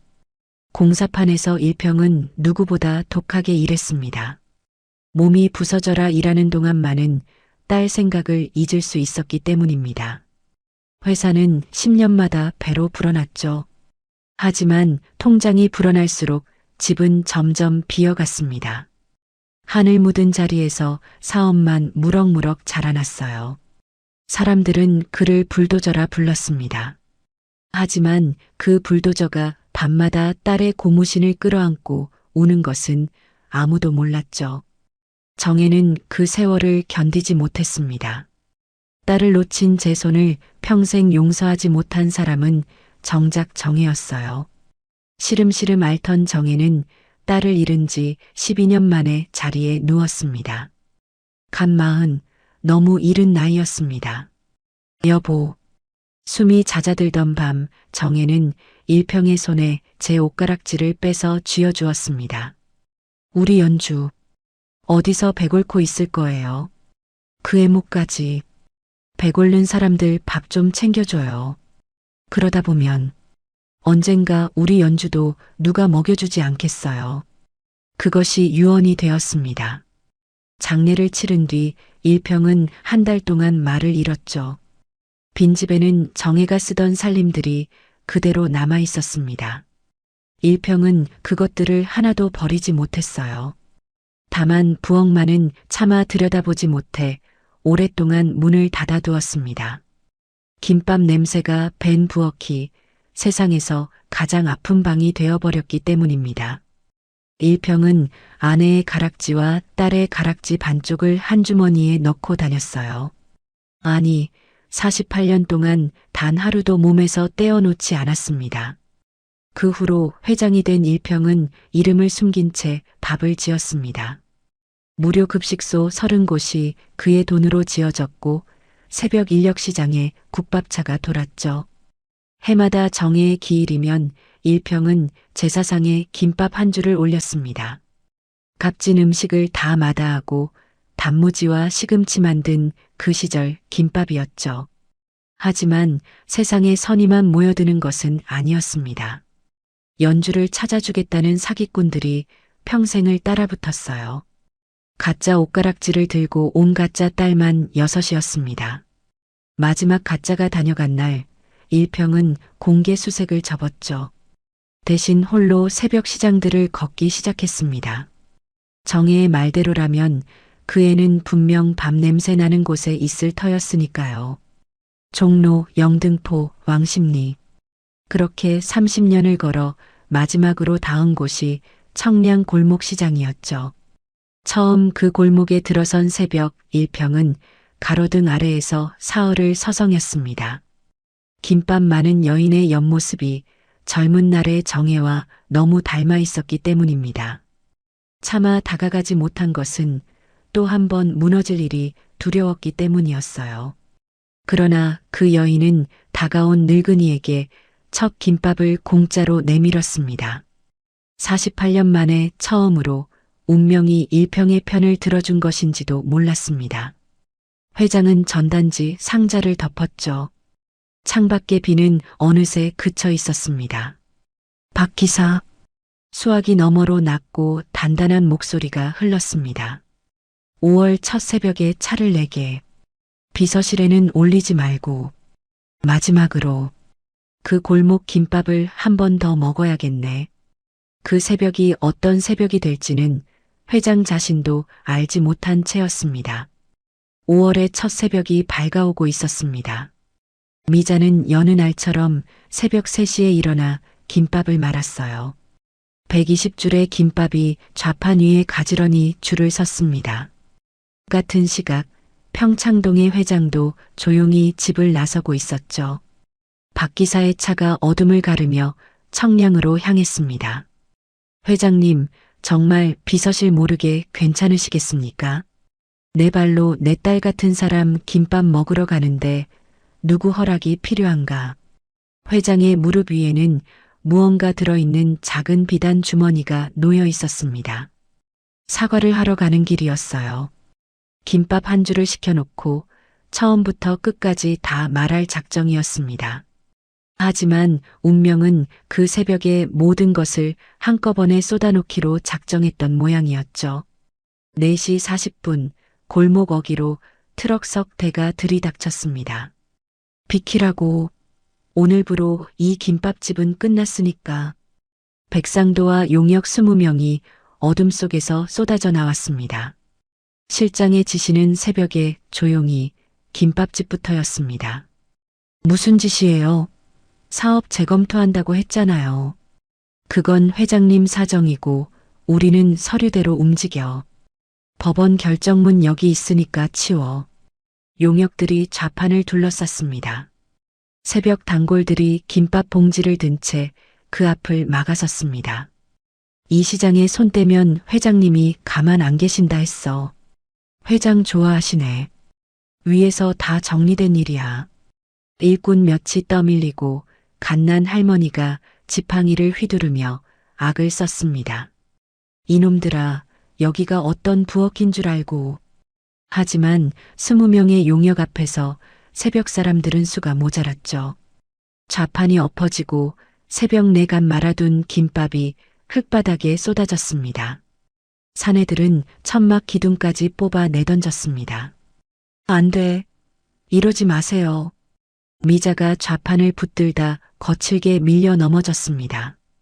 그 서슬에 미자의 목에서 낡은 끈이 툭 끊어졌죠. 끈에 깨어져 있던 푸른 옷가락지 반쪽이 새벽 흙바닥을 굴렀습니다. 내부적. 미자가 흙바닥을 기며 손을 뻗던 바로 그때였습니다. 골목 어귀에 멈춰 선 차에서 한 노인이 내렸습니다. 김밥 할아버지, 서일평 회장이었어요. 회장의 눈에 들어온 것은 아수라장이 된 김밥집이었습니다. 그리고 흙바닥을 구르다 가로등 불빛 아래 멈춰 선 푸른 옥 반쪽이었죠. 순간 회장의 심장이 멎는 것 같았습니다. 세상이 소리를 잃고 그 작은 옥 조각만 환하게 빛났어요.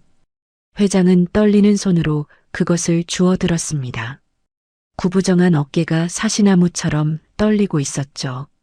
깨진 단면, 명주끈을 꿰었던 작은 구멍, 안쪽에 새긴 좁쌀만 한 복자. 48년 동안 하루도 잊은 적 없는 그 모양 그대로였습니다. 회장은 제 주머니에서 비단 주머니를 꺼냈습니다. 그 안에 옷가락지 반쪽이 새벽 공기 속으로 나왔어요. 두 반쪽은 자석처럼 딱 맞물렸습니다. 마치 그 긴 세월을 기다렸다는 듯이 말입니다. 그 광경에 백상도의 고함이 뚝 끊겼죠. 용역들도 영문을 모른 채 손을 멈췄어요. 무언가 거대한 일이 일어나고 있다는 것만은 짐승 같은 사내들도 느낀 것입니다. 이 가락지, 반쪽은 어디서 났소? 노인의 목소리가 무너져 내렸죠. 시장 바닥에 주저앉은 노인은 여인의 얼굴만 하염없이 올려다보았습니다. 그건 제 어미가 남긴 유품이에요. 어디서요? 어디서 받았소? 한빛 보육원이요. 제가 4살 때부터 목에 걸고 있었대요. 한빛 보육원. 4살. 회장의 입술이 소리 없이 떨렸습니다. 혹시 1978년 여름이요? 네. 그걸 어떻게 해? 왼쪽 귓불 뒤에 파탈만 한 점이 있소? 미자의 손이 저도 모르게 귓불 뒤로 올라갔습니다. 태어날 때부터 있던 아무에게도 말한 적 없는 점이었습니다. 있어요. 있는데 어르신이 그걸 어떻게 아세요? 회장의 눈에서 48년 묵은 눈물이 쏟아졌습니다. 연주야. 네, 내 딸, 연주야. 회장은 두 가락지를 쥔 채 미자의 손을 끌어안았습니다. 한강물에서 아비가 놓친 내 새끼야. 미안하다. 미안하다, 연주야. 78배 노인이 흙바닥에서 아이처럼 소리내어 울었습니다. 회장은 미자의 두 손을 끌어다 제 뺨에 가져다 댔습니다. 마디마다 굳은 살이 박인 쉰들보다 10년은 늙은 손이었죠. 이 고생을 하고 살았구나. 아비가 회장이 되는 동안 내 새끼는 새벽마다 남의 밥을 짓고 회장의 어깨가 더는 말을 잇지 못하고 들썩였습니다. 그러고는 끊어진 명주 끈을 주워 맞물린 가락지를 다시 꿰었어요. 떨리는 손으로 그것을 미자의 목에 도로 걸어주었습니다. 48년 전 돌상 앞에서 정혜가 그랬던 것처럼 말입니다. 미자는 그 자리에 얼어붙은 채 움직이지 못했어요. 기억은 아무것도 떠오르지 않았습니다. 그런데 이상하게도 끌어안긴 그 손의 온기만은 낯설지가 않았죠. 꿈속에서 수없이 잡았던 차가운 물속에서도 놓지 않으려던 바로 그 손이었습니다. 이 손, 미자의 눈에서 영문 모를 눈물이 쏟아지기 시작했습니다. 왜 이 손을? 제가 아는 것 같죠. 아버지라는 말은 아직 못하겠어요. 기억이 하나도 안 나요. 죄송해요. 기억 안 나도 된다. 회장은 고개를 저으며 미자의 등을 가만가만 두드렸습니다. 48년을 못 알아본 아비도 있는데 내가 무슨 죄냐? 이제부터 만들면 된다. 기억은 이제부터 만들면 돼. 새벽 시장이 통째로 숨을 죽였습니다. 갓난 할머니는 두 손으로 입을 막은 채 주저앉았고 일꾼들은 눈시울을 붉혔어요. 백상도는 사색이 된 채 뒷걸음질을 쳤습니다. 철거하러 온 새벽에 회장이 48년 잃었던 딸을 찾은 것이었죠. 바로 그때 골목 어귀에 또 다른 차가 급하게 멈춰섰습니다. 보고를 받고 달려온 최규환이었죠. 규환은 부녀가 끌어안은 광경 앞에서 잠시 얼어붙었습니다. 하지만 이내 그 얼굴에 서늘한 미소가 떠올랐습니다. 감동적인 장면입니다만 회장님, 옥조가리 하나로 부녀가 되는 건 아니지요. 친자 확인이 먼저입니다. 회장은 미자를 감싼 채 천천히 몸을 일으켰습니다. 48년을 운 사람의 눈이 한순간에 그룹을 일군 사람의 눈으로 돌아왔어요. 그래, 확인하지. 기왕 확인하는 김에 다른 것도 확인하지. 자네가 내 결제 없이 돌린 서류들 말일세. 규환의 미소가 처음으로 비틀렸습니다. 그는 슬그머니 뒤로 물러서며 말없이 전화기를 꺼내들었죠. 그 새벽 시장 사람들은 김밥집 앞에 엎어진 좌판을 함께 일으켜 세웠습니다. 흙 묻은 김밥들이 치워지고 깨진 파라솔이 다시 펴졌어요. 부서진 것은 다시 세우면 그만이었습니다. 48년 만에 돌아온 것에 비하면 아무것도 아니었으니까요. 하지만 규환이 던진 친자 확인이라는 말만은 가시처럼 그 새벽에 박혀 있었습니다. 피는 과연 이 기적의 편을 들어줄까요? 친자 검사는 사흘 뒤에 이루어졌습니다. 회장이 먼저 병원에 가자고 했고 미자도 고개를 끄덕였어요. 저도 알고 싶어요. 제가 누군지. 면봉 하나가 48년의 물음표에 마침표를 찍으러 갔습니다. 검사를 마치고 나온 병원 복도에서 회장은 낡은 종이 한 장을 꺼냈어요. 사람을 찾습니다. 로 시작하는 빛바랜 전단지였습니다. 이게 4살의 너다. 전단지 속 단발머리 여자아이가 미자를 올려다보고 있었습니다. 미자는 그 얼굴을 한참 들여다보았어요. 남 같기도 하고 거울 같기도 한 얼굴이었죠. 눈매가 저랑 똑같네요. 내 어미를 닮아서 그렇다. 회장의 그 한마디에 두 사람은 복도 의자에 나란히 앉아 오래 말이 없었습니다. 결과를 기다리는 일주일은 묘한 시간이었습니다. 회장은 매일 새벽 4시 10분에 김밥집에 나타났어요. 손님도 아니고 아버지도 아닌 그 중간 어디쯤의 얼굴로 말입니다. 미자는 말없이 김밥을 썰고 회장은 말없이 그것을 먹었습니다. 저기 회장님 말고. 그럼 뭐라고 불러요? 검사 결과 나올 때까지는 그냥 김밥 할아버지로 하지. 미자는 픽 웃고 말았습니다. 그 웃음에 회장은 48년 만에 처음으로 새벽밥이 달았어요. 어떤 새벽에는 회장이 먼저 입을 열기도 했습니다. 4살 때 너는 김밥 꽁다리만 골라 먹었다. 어미가 가운데 토막을 주면 굳이 바꿔달라고 떼를 썼지. 그래서 제가 지금도 꽁다리를 좋아하나 봐요. 미자의 대답에 회장의 손이 멈칫했습니다. 기억은 지워져도 사람의 결은 지워지지 않는 모양이었죠. 미자는 그날부터 회장의 김밥 접시에 꽁다리를 2개씩 올려주었습니다. 한편 한성그룹 본사에서는 조용한 칼바람이 불고 있었습니다. 회장이 감사실에 직접 내린 지시는 단 한 줄이었죠. 전략기획실이 지난 1년간 결제한 서류 전부. 감사실은 밤을 새워 서류의 산을 뒤졌습니다. 그리고 그 산 속에서 썩은 뿌리들이 줄줄이 딸려 나왔어요. 회장 명의를 도용해 무효화시킨 정비사업 재검토 지시, 시행사와 주고받은 이면 계약서, 철거 용역비로 둔갑한 비자금 7억 원, 거기에 청량시장 부지를 헐값에 사들여 되팔려던 계획서까지 나왔습니다. 규환이 급히 지우려던 흔적들은 오히려 더 선명한 증거가 되어 있었죠. 장부 뒤에 숨어 있던 숫자들이 햇빛 아래로 낱낱이 끌려 나왔습니다. 보고서를 받아든 회장은 오래 눈을 감았습니다. 제 처지가 사람을 이렇게 만드는구나. 조카 사위로 들어와 20년 누구보다 영민했던 사람이었습니다. 하지만 영민함이 욕심을 만나면 칼이 되는 법이었죠. 규환은 회장실로 불려왔습니다.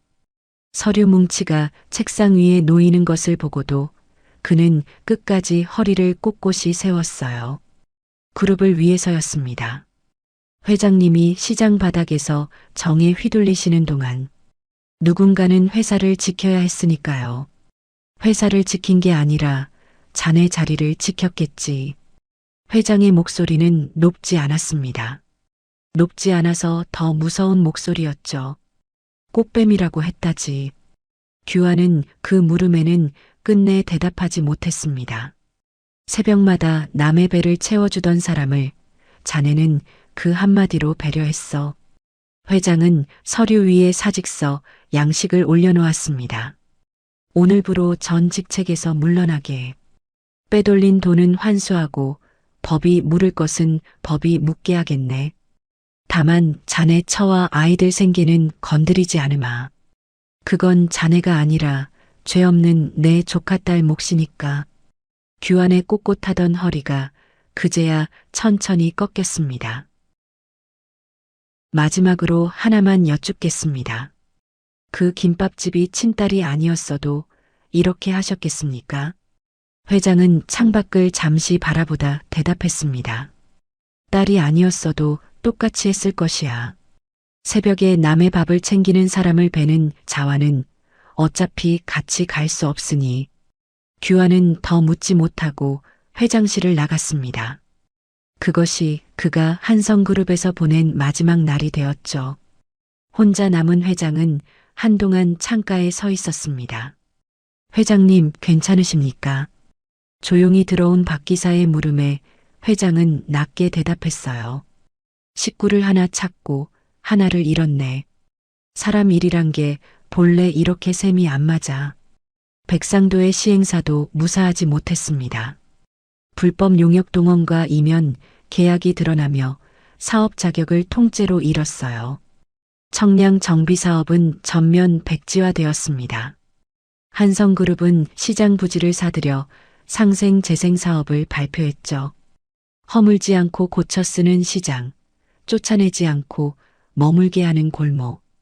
발표문에는 회장이 직접 쓴 한 줄이 들어 있었습니다. 이 시장은 갈 곳 없는 사람들의 부엌 힘으로 한성은 그 부엌을 지킨다. 시장 사람들은 그 문장을 오려가게마다 붙여놓았습니다. 발표가 난 날 골목에서는 때 아닌 잔치가 벌어졌어요. 갓난 할머니는 건어물전 앞에 새 차양을 치며 어깨를 폈습니다. 내 이럴 줄 알았다니까. 김밥 할아버지 눈빛이 다르다고 했잖아. 할머니는 회장님인 것도 몰랐으면서. 몰랐어도 눈빛은 알았지. 사람들의 웃음소리가 오랜만에 골목 끝까지 울렸습니다. 100올 어린 용역은 용역 일을 그만두고 시장 재생 공사판에 취직했죠. 첫 월급날 그는 미자김밥 앞에 와서 김밥 2줄을 샀습니다. 외상값이요. 그때 그 떨어진 김밥. 미자는 거스름돈 대신 어묵 국물을 한 컵 더 따라 주었습니다. 꽃뱀 소문이 출처도 곧 밝혀졌죠. 규환의 지시로 움직인 흥신소 직원들이 경위서를 쓴 것입니다. 소문을 옮겼던 입들은 머쓱해져서 미자김밥 앞에 줄을 섰어요. 미자야, 내가 입이 방정이었다. 국물 한 컵 더 드릴 테니까 앞으로는 좋은 말만 옮기세요. 미자는 그렇게 웃으며 매듭을 지었습니다. 원망 대신 국물 한 컵. 그것이 미자가 세상과 싸우는 방식이었으니까요. 그리고 일주일째 되던 날 아침 병원에서 봉투가 도착했습니다. 회장과 미자는 김밥집 평상에 나란히 앉아 봉투를 열었어요. 친자 확률 99.99%. 숫자를 읽는 미자의 손이 가늘게 떨렸습니다. 이제 진짜네요. 진짜였다. 처음부터. 회장은 봉투를 미자에게 쥐어주고는 품에서 서류 한 장을 더 꺼냈습니다. 그리고 이건 아비가 48년 만에 처음 해주는 선물이다. 미자는 영문을 모른 채 그 서류를 받아들었습니다. 이게 뭐예요? 미자가 받아든 것은 한 장의 가족관계 증명서였습니다. 부 서일평, 모 윤정혜, 자녀 서연주. 법원의 호적 정정 절차가 끝나고 처음 떼어온 서류였어요. 이게 제 이름이에요? 내 이름이다. 48년 만에 도로 찾은 미자는, 아니 연주는 그 석자를 손끝으로 몇 번이고 쓸어보았습니다. 한미자로 산 세월이 48년. 서연주라는 이름은 낯설고 어색하고, 그런데 자꾸 눈물이 났죠. 근데 부탁이 하나 있어요. 말해보거라. 가게 이름은 그대로 미자김밥 할래요. 미자로 산 세월도 제 인생이니까요. 회장은 잠시 딸을 바라보다 고개를 끄덕였습니다. 그래라. 둘 다 너다. 잃어버린 이름을 찾되 살아온 이름을 버리지 않는 것. 그것이 연주가 48년의 세월과 화해하는 방식이었습니다. 소식은 곧 세상에도 알려졌습니다. 재벌 회장이 48년 만에 찾은 딸이 시장 김밥집 주인이라는 이야기였죠. 신문들은 앞다투어 그 사연을 실었습니다. 꽃뱀이라는 기사가 날 거라던 규환의 협박과는 정반대의 지면이었어요. 새벽 시장을 지킨 김밥집 모녀의 정, 48년 만에 옷가락지. 기자들이 몰려와 좌판 앞에 줄을 섰지만 연주는 손사래를 쳤습니다. 사진은 김밥만 찍어 가세요. 주인공은 김밥이에요. 그 한마디가 또 기사가 되어 미자김밥 앞에는 한동안 줄이 끊이지 않았죠. 회장은 조심스럽게 평창동 집 이야기를 꺼냈습니다. 방은 늘 비워두었다. 언제든. 아버지. 연주가 처음으로 그 말을 입에 올렸습니다. 회장의 숨이 잠시 멎었죠. 저는 시장에 있을게요. 여긴 갈 곳 없는 사람들 부엌이에요. 제가 비우면 새벽이 굶어요. 회장은 한참 만에 껄껄 웃었습니다. 48년 만에 들은 아버지 소리가 거절의 말 속에 들어있을 줄이야. 그럼 아비가 시장으로 오마. 네. 새벽 4시 10분 단골 자리 아직 비어 있느냐? 아직이요. 창고에서 매일 닦아놨어요. 다음날 새벽 김밥집 앞에는 창고에 들어갔던 의자가 도로 나와 있었습니다. 방석도 새 것으로 갈린 어르신 전용석이었죠. 회장은 그 자리에 앉아 김밥 한 줄과 어묵 국물을 받았습니다. 얼마냐? 새벽 첫 김밥은 돈 안 받아요. 단골한테 도냐? 아버지한테는 더 안 받아요. 부녀의 실랑이에 새벽 단골들이 너털 웃음을 터뜨렸습니다. 시장의 새벽이 다시 따뜻해진 것이었죠. 어느 주말에는 연주가 처음으로 평창동 집을 찾았습니다. 회장은 딸을 서재로 데려가 잠긴 서랍을 열었어요.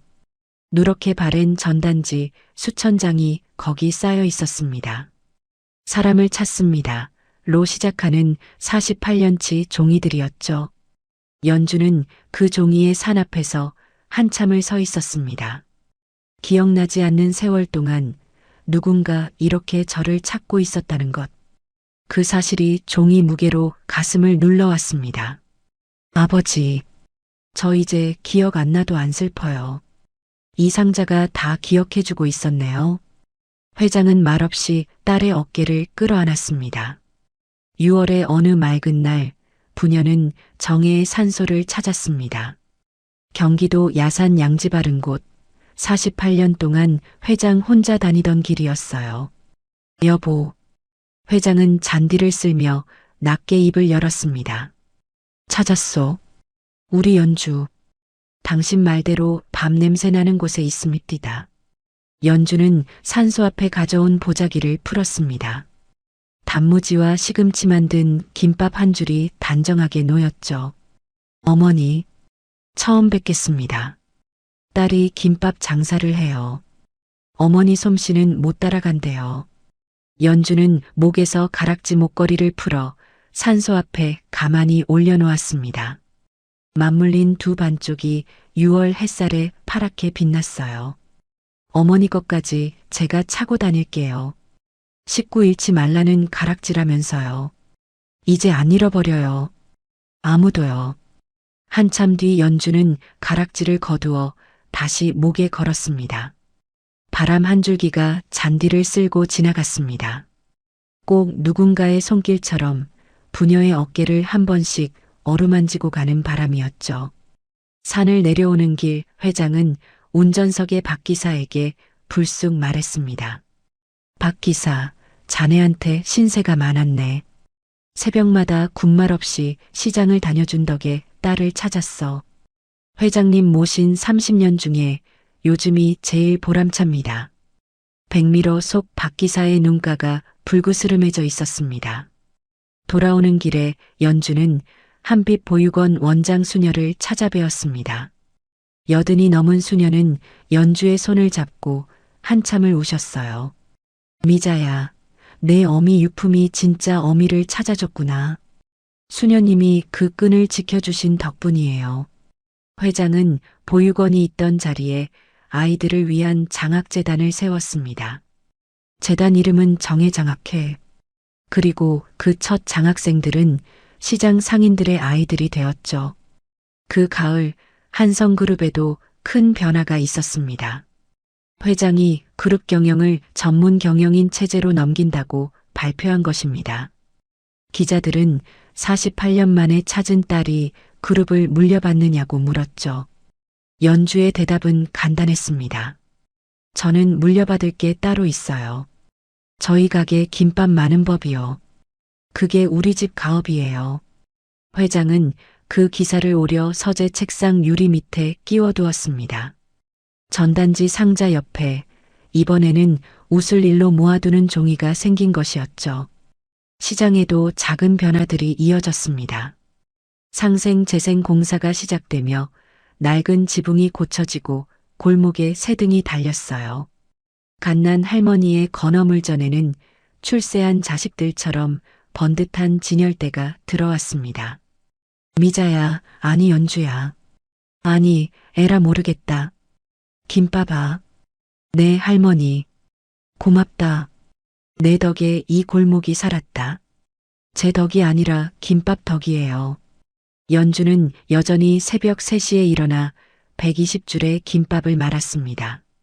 달라진 것은 단 하나, 좌판 옆 전용석에 아버지가 앉아 있다는 것뿐이었죠. 회장은 새벽마다 딸의 김밥 많은 손을 바라보았습니다. 48년을 돌아온 행복은 그렇게 요란하지 않았어요. 김 한 장, 밥 한 주걱, 어묵 국물 한 컵. 잃어버렸던 모든 것이 그 안에 다 들어 있었으니까요. 그의 추석, 연주는 난생 처음 차례상이라는 것을 차렸습니다. 평창동 집 대청의 부녀가 나란히 서서 정혜의 사진 앞에 절을 올렸죠. 차례상 한가운데에는 전과 과일 사이로 김밥 한 접시가 놓여 있었습니다. 어머니가 제일 좋아하실 것 같아서요. 그래, 내 어미는 비싼 것보다 이런 걸 좋아했다. 명절에 갈 곳이 생긴다는 것. 연주는 쉰둘에 처음으로 그 말의 온기를 알았습니다. 그렇게 여름이 가고 가을이 가고 시장의 겨울도 지나갔어요. 그리고 이듬해 봄 청량 골목시장에 다시 새벽이 밝아왔습니다. 이듬해 봄 새벽 4시의 청량 골목시장. 잘 마른 김 냄새와 갓 지은 밥 냄새가 골목에 번지고 있었습니다.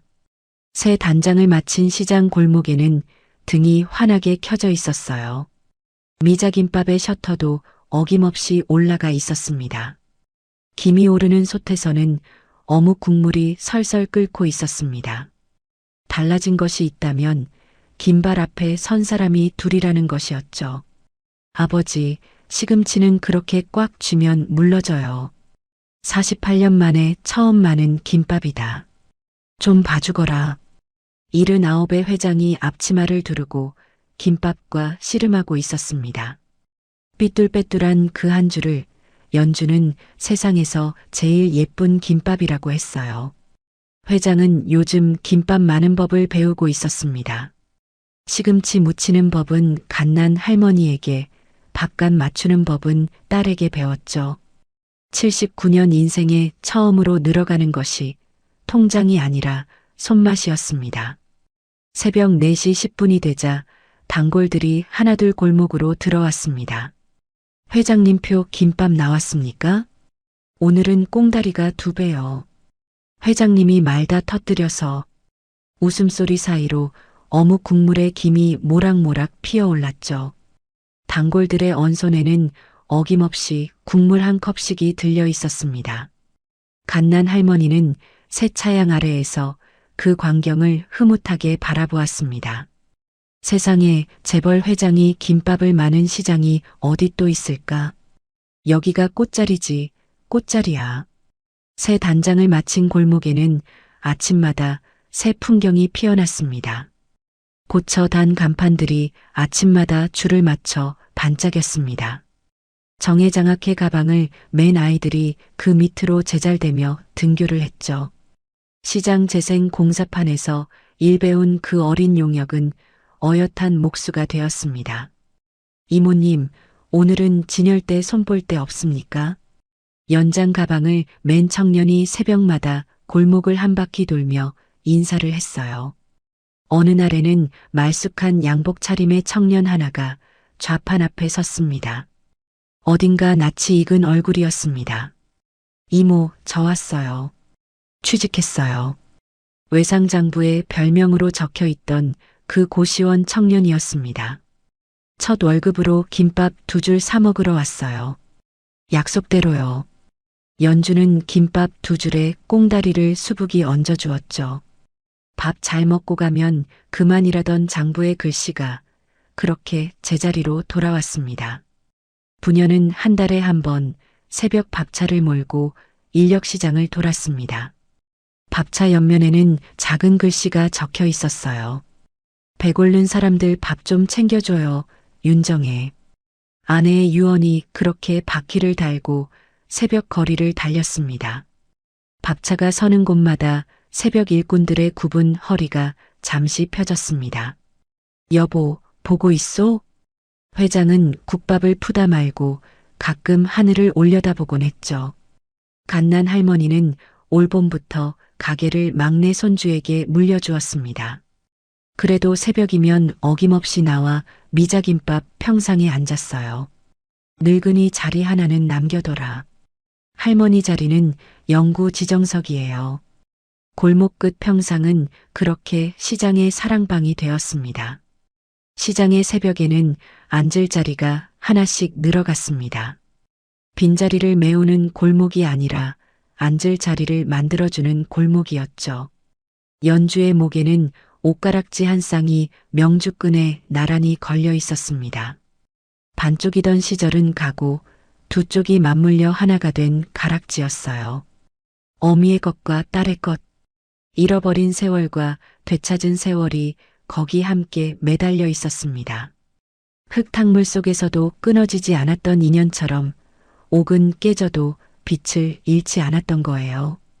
봄볕이 골목 깊숙이 들어오면 부녀는 나란히 평상에 앉았습니다. 아버지, 올해는 어머니 산소에 라일락을 심어요. 그러자 내 어미가 봄꽃을 좋아했다. 그리고 내년 봄에는요. 내년 봄에는 보육원 아이들 데리고 소풍 가요. 김밥 100줄 싸서요. 메뉴는 정했느냐? 단무지랑 시금치만 넣을 거예요. 어머니 김밥으로요. 회장은 대답 대신 딸의 손을 가만히 쥐었습니다. 48년을 헤어졌던 손이 이제는 마주 잡으면 꼭 맞는 손이 되어 있었죠. 골목 끝에서 두부 트럭의 종소리가 울렸습니다. 비둘기들이 평상 밑에서 김밥 부스러기를 쪼았습니다. 지극히 평범해서 그래서 더없이 눈부신 봄날의 새벽이었어요. 행복은 거창한 것이 아니었습니다. 새벽 4시의 불빛, 김 한 장, 마주 앉은 식구, 잃어버려 본 사람만이 아는 그 평범함이 가장 큰 기적이었죠. 선한 마음은 길을 잃지 않습니다. 48년을 돌고 돌아서라도 반드시 제 식구를 찾아가지요. 미자가 내민 새벽 첫 김밥이 그랬고 일평이 지은 이름 없는 밥들이 그랬습니다.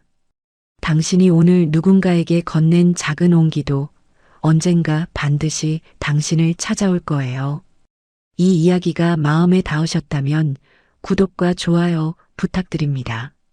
댓글로 여러분의 이야기도 들려주세요. 당신 앉은 그 자리가 꽃자리입니다.